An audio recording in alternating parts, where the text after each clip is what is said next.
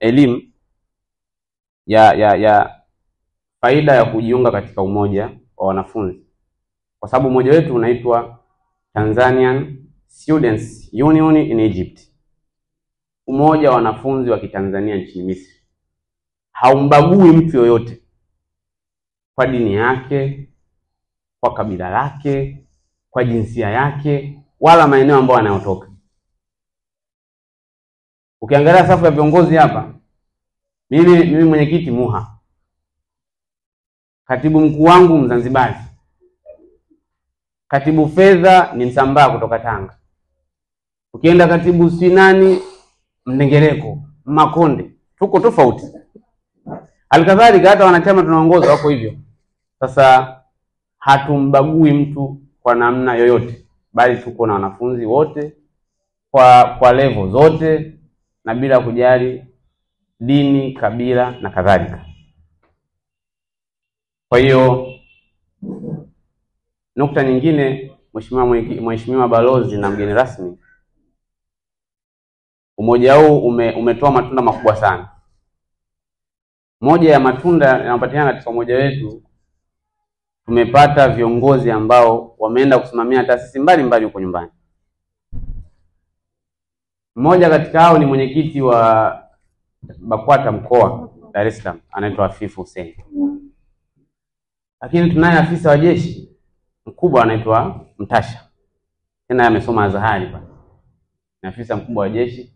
Na tunao wengi ambao wanafanya kazi katika balozi mbalimbali, kiwepo balozi mdogo wa Tanzania nchini Saudia.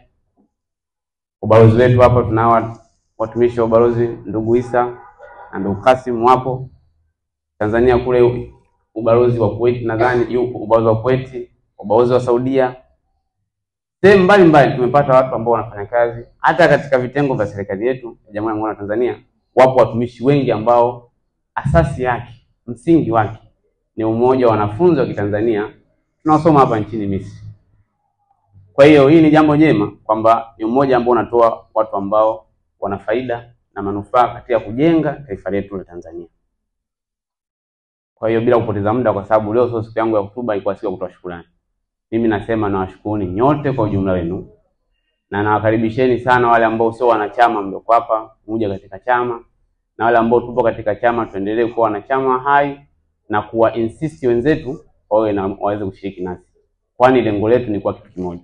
Naamini ya kwamba tukiweza kuwa wamoja hapa kwa karibuni, tutaenda kupeleka umoja uliokuwa imara zaidi katika nchi yetu ya Tanzania na kupeleka maendeleo makubwa. Na hii ndio lengo. Tusome, tuelimike, na baada ya kuelimika tuishi maisha ambayo elimu zetu zimetufundisha. Hakuna elimu ambayo inatufundisha tuwe separate, tuwe tofauti.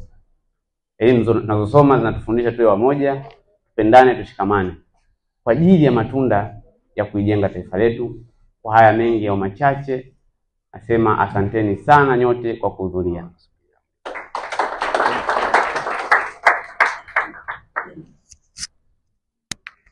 Asante sana.